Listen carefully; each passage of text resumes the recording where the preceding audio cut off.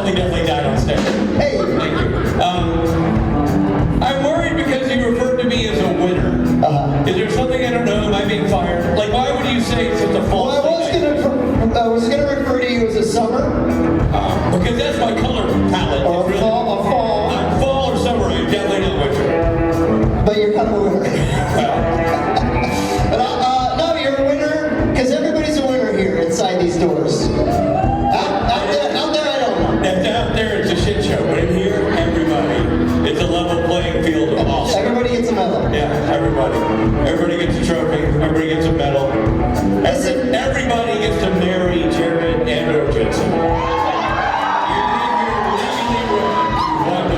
Can I marry Soulless Sam?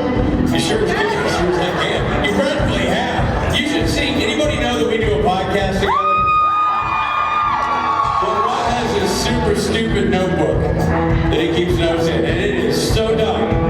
And on it, he just scribbles Mr. and Mrs. Soulless Sam. Mr. and Mrs. Soulless Sam. Hello, I'm Robert Soulless Sam. Yeah, that's right. Have you met my husband? Actually, I hyphenate. I'm Ron Benedict Soulless Sam. You should skip it up, mix it up, go. I'm Rob Soulless Benedict Sam. That's good. I like that too. Mix it in there. You know what I want to talk about real quick? What? A lot of talk about Minneapolis. Dude, so much talk about Minneapolis. Not a lot of people talking about Maxieapolis. No, not a lot, because the grand version of this was a failed experiment. Okay. But when they shrank it down, Yeah. they made it travel style. That's when they started They made the Minneapolis. Right. Because the Maxieapolis was just too big. It was too big. It was the twin cities, and the twins were giants. They were enormous. Wait, the twins were giants. What were the giants? They were the Jets. Oh, the Jets.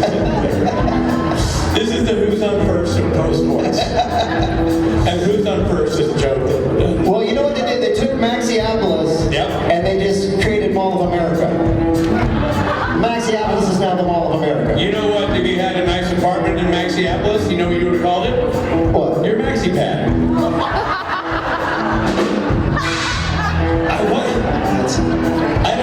That's winter state, right? I just feel like that's the kind of thing we're going to do here. But I don't know. A lot of you, how many of you are here for your first convention? Well, if you came here expecting to be experiencing quality entertainment, I have bad news for you. This is top tier stuff. It's all downhill from here. Jared and Jensen, you won't know if you're sitting in the back, but up front you'll be able to tell. They're now just inflatable. We just deflate them. How do you think their thing tomorrow, their panel tomorrow, so you might see Jared go. Yeah, right. So if you suddenly see Rob rush on stage and just slightly pull his pants down to the back and start blowing, you'll know it's just to inflate Jared.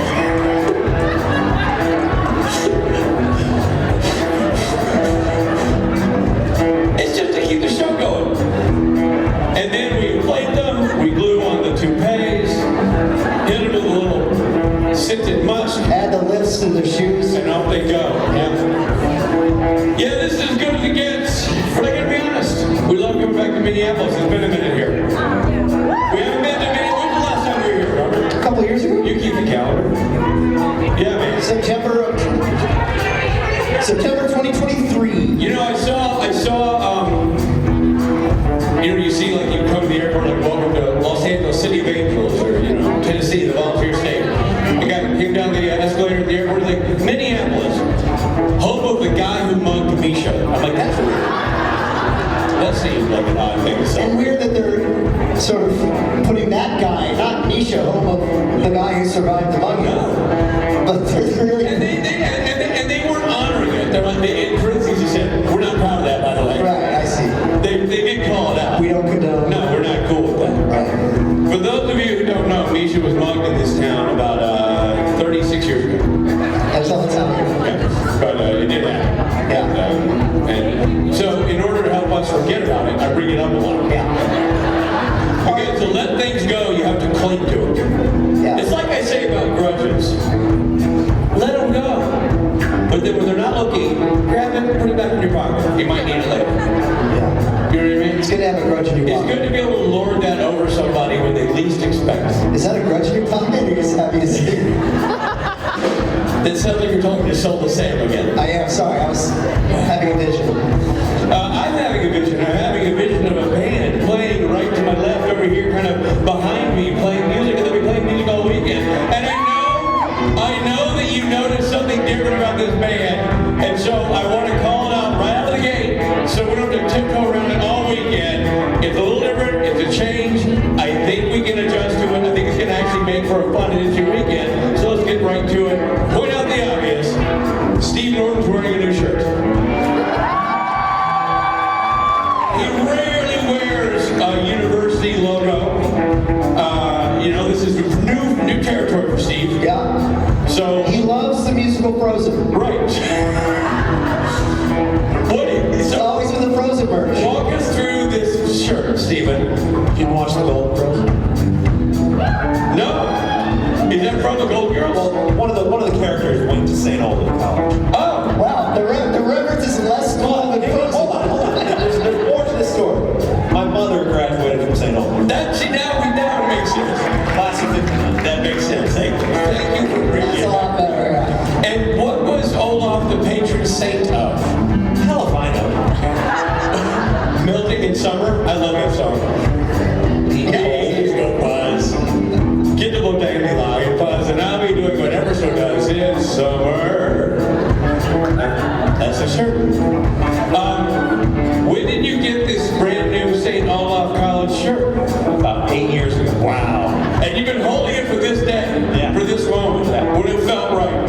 Well, now we've... Honoring my mother, Richard. Ironing it. I just look. Rob got you ironing the shirt, so obviously we get it. And where, in what city is St. Olaf College?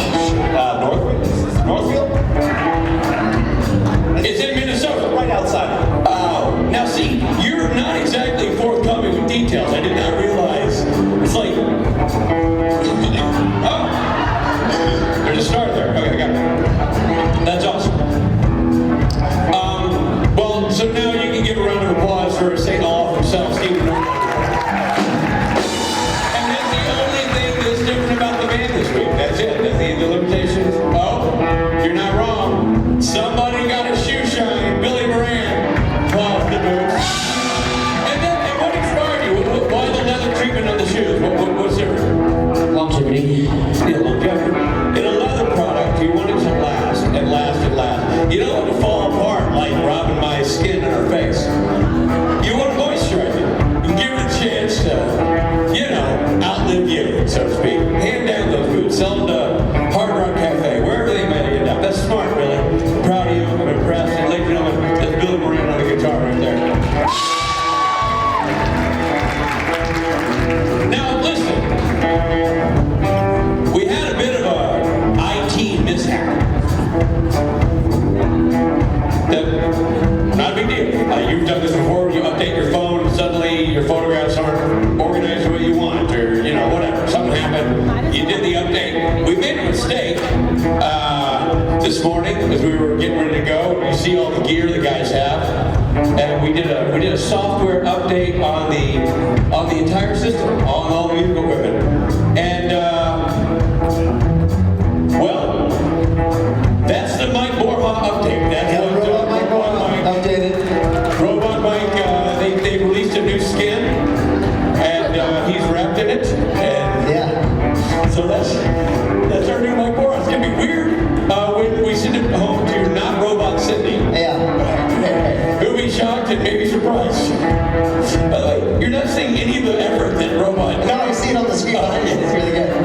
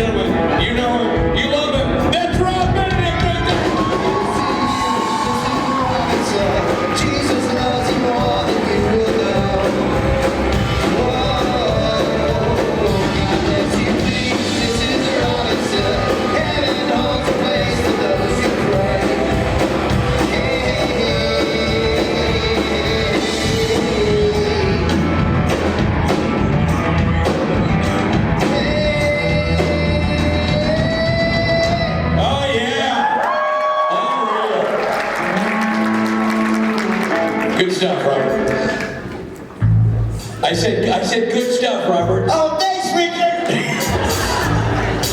Well, ladies and gentlemen, a lot of conventions would just start the Friday. What are days? Saturday? Saturday. I don't know, man. What day are we? I barely know what city we're in. Wait, Mark, did you play bass yesterday? Damn it. It's Saturday. Yeah. Remember when I used to do Fridays and we got banned from We got Friday? big fun. It's no longer allowed on Friday. And I forget. But a lot of conventions Yeah. on a Saturday morning Yeah. would just roll a turd and glitter, throw it on stage, and call it guests. And I'm not going to name names. This is called the show Flampire Sniries. But we don't do that. No. We're above that. We're above it. We're better than that. We bring out A list, A-list. A+ list, Yeah. grade A, USDA beef. Ooh. Making a patty and slap it on the hot grill that is this stage and watch it sizzle. And you know what I'm talking about? I'm talking about this man right here, Mr. McKinney.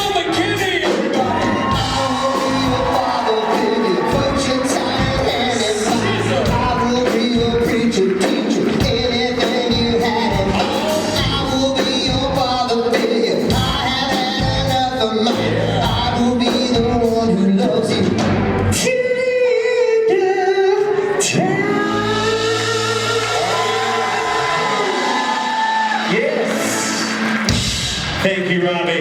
Yeah. Hey, Richardo. How's it going, buddy? I'm doing all right. How was yesterday? Did you do karaoke? Were you there? Was I here yesterday? No, I was not here last night. Oh. I heard it was amazing. Well, obviously someone died and was beheaded. Somebody with a very squared off. Square body, long neck, no head. Small head. And no head. Oh, that's just a neck. I think it's just a neck, yeah. What you're not seeing is an outline of a dead body. Let's see if... Yeah. Rob dead, everybody! Ah! Oh, wait, sorry, fooled us, buddy. It was so realistic. Guys, I'm okay. Oh, shoot. Oh, I'm alive. What a relief. Yes, I was not here last night. I went to the Timberwolves-Lakers game last night. Yeah, congrats. How close was the game? Timberwolves. How close was the game? Was it close? It was a close game until the end, and the Timberwolves just put it on them. What did they put on them? Oh, that's what you pay the big bucks to see. All right, Gilbert, give me. Wait, you guys are all leaving I would me? love to stay, but I've got a thing. Oh. All right, maybe we'll hang out later? No? Wow, this is weird. I've never done a solo panel on Saturday. This is Saturday, right? I have not done a solo panel in quite some time. Oh, come on, guys. This is something I said. Oh, you guys are sweet. Yeah, so they rolled me out. They put me on stage. I said, where is everybody else? They said, no, it's just you. I said, it's just me. Oh, shit. It's been a while since I've done a solo panel at all. Who was here yesterday? Right. Who's here to witness the glory of Matt Cohen with his zipper down? If you weren't here, just to give you a quick recap, we're about 10, 15 minutes into our panel, Matt and I, I look down at his crotch, which I tend to do sometimes, and his flies were wide open. And I didn't know what to do. I didn't know how to handle it, because I could already tell that, I mean, you guys all saw. So I pulled him to the side and let him know, because there's really only one way to handle that. And yeah, he leaned into it. Literally, he leaned into it, and I'm grateful that he was wearing underwear. Otherwise, you really would have gotten a show. Yeah. So we had a good panel yesterday. Matt was on fire. I was doing my best to keep up. He gets a little ramped up sometimes, that guy. A lot of coffee and possibly other things. I don't really know. So he left me.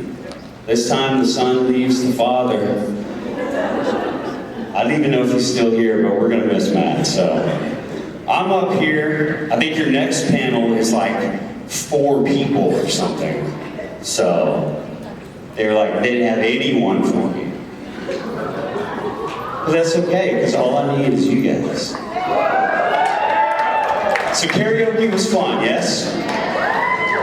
This is the first year that Creation is not requiring my attendance at karaoke. And as much as I miss it, no, I do. It is actually a great time. It's been nice to be able to have a Friday night to do something and maybe see some of the city. So I scored a ticket to the basketball game last night, and it was quite fun. I love going to sporting events in other cities, and your Timberwolves look really good. They look a lot better than the Lakers, that's for sure. So, if they go on to win the series, I'm going to be pulling for the Timberwolves. For sure. Man, that Anthony Edwards, whew, that guy's good. All right, we didn't come here to talk sports, did we? I mean, we could. I'm up here to answer any questions you may have. Seriously, ask me anything. I'm an open book. Maybe don't ask me too many questions, hypotheticals about what Henry would do with so-and-so if this happened or that happened. It's been a long time since I worked on the show, and I miss it so much. I really do. But these things just keep plugging away, don't they? They just keep going and going. Who's here for the first time ever? Wow. Yeah, that's the crazy thing. Anytime we do one of these shows, there's always new people. And then there's people who's been to more than 10 shows? Oh, only a few. Okay. All right. Who's been to more than 20? Oh, I know you have. You basically just follow the bus. Yeah. So, today should be fun. You guys are excited to meet the boys? Who's never met Jared, Jensen, and Misha? Oh, wow. Who's nervous? You can be honest. I tell you what, they're pretty handsome. You know, if you're into that sort of thing. If you're into that lumber sexual kind of vibe. Tall, rugged, flannel, that sort of thing. So, I'm going back to the hotel last night, and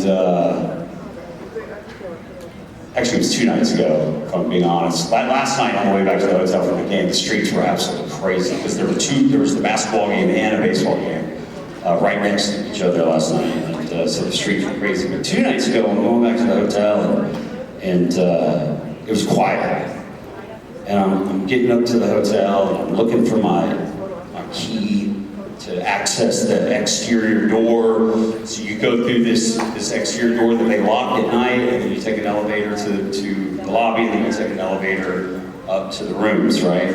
So I'm coming up to the door, and this guy with a really random tote bag, like a hard-sided tote bag, is running toward me. Open. Door opens, and I wasn't trying to be rude or anything, but I didn't know if he was staying there or whatever, and so I duck in through the door shut. I think he caught it at the last minute, so he comes in, and I'm like, okay, it's fine, I'm sure he's staying here. Push the button for the first elevator, he catches up to me, we get on the elevator, and I'm like, it's got in the bag. And he's like, oh, t-shirts. I'm like, t-shirts? I don't know, he's selling some swag of some kind. And so we go up to the lobby level, we get off, and I'm like, all right, well, have a good night. He follows me, he's right behind me. I'm like, oh gosh. We go to the next set of elevators, waiting, elevator opens, we get on. I press my floor, and he's looking for his key card, he can't find it. And he's like, oh, we're on the same floor. I'm like, oh, So sure enough, the door opens and he follows me out. And there's two ways you can go. You can go right or you can go left. I'm like, all right, have a good night. I take a left. He takes a left. I'm like, you gotta be kidding me. Get to my room. He's staying across the hall from me. And so we hung out all night. I made a new friend. No, I'm just kidding. My heart was racing, but he was wonderful. And he did, in fact, find his key and was staying across the hall from me. So that's just a little story for you. I'm trying to think about any other stories to tell you guys before we start taking questions. I'm sure something will come to me. Oh, hey, I know you. What's up, Bree? Did you just hit your head on the microphone? No. You didn't have the mic turned on for me. What? The mic wasn't turned on. Oh, okay. Well, we gotta hear you. Maybe. We might regret it. We don't know. So my question is, have you seen The Pit and would you work on it? Have I seen The Pit and would I work on it? I love that question. Do you guys know what The Pit is? Okay, so I haven't seen all of it yet, but I hear I enjoyed it. It's really good. It is, if you don't know what it is, it's a hospital drama set in Pittsburgh. It's called The Pit, starring Noah Wiley from ER, right? And it's really good. It is ER. And I say that because it is ER. And I just happen to know this. The Pit was supposed to be an ER reboot.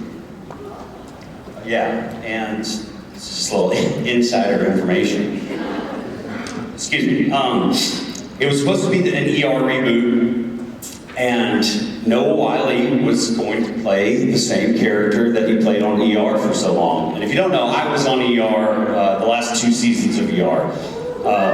And it was awesome. It was one of my favorite jobs ever. I played a new doctor in the hospital. Dr. Paul Grady was my name.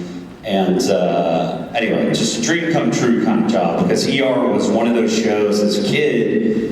I remember being in high school when ER came on. I think it started in 1994, 95, around there. And I just remember lying on my floor in my room with my little 18-inch box TV that I had, watching ER, and thinking like, God, I want to do that one day. Cut to many years later, obviously, season 14 of ER, and I went in and auditioned for it, and got a call back, went in and met with producers, and I booked this part that ended up being a recurring role for the last 2 seasons of ER. They ended up doing 15 seasons, same as Supernatural. Originally, it was supposed to be 14 seasons, and then there was a writer's strike, and so they got a 15th season. So I was so grateful that I got to stay on the show and do, basically, I did, I think, 23 episodes over the last 2 seasons. Anyway, back to your question. That's my association with ER. So The Pit was supposed to be an ER reboot, and you asked if I would work on it. I would love to work on it, but here's the thing.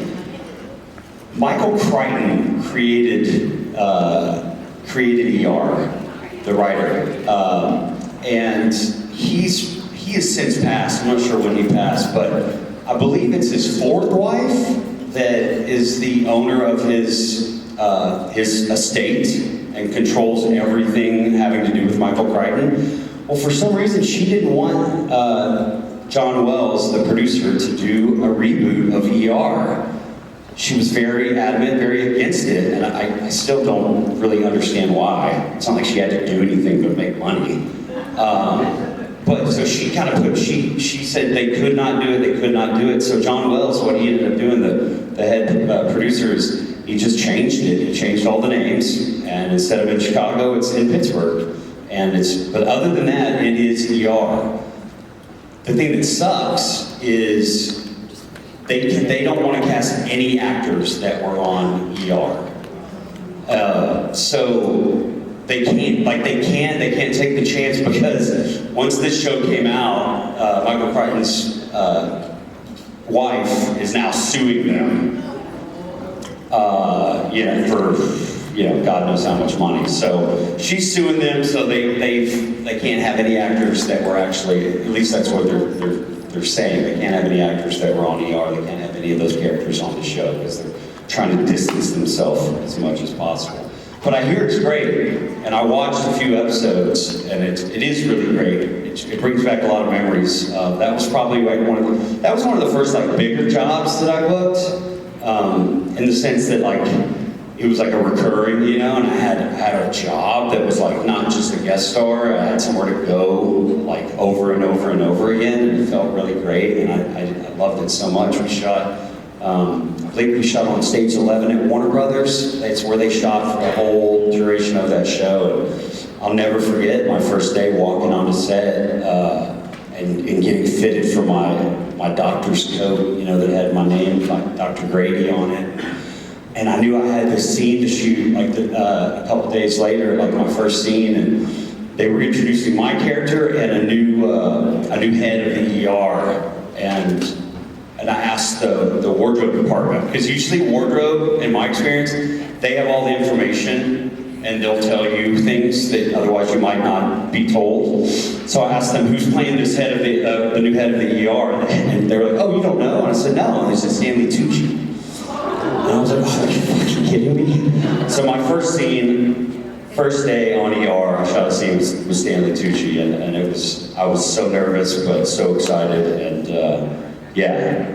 But the Pit is apparently doing very well. People love that sort of thing. If you love the ER, you will probably love the Pit.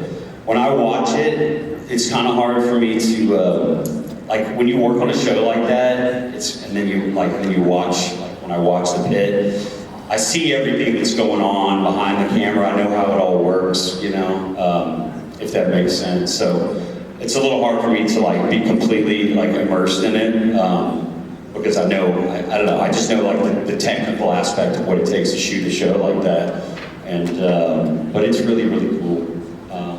Yeah, I think I answered your question in a long way.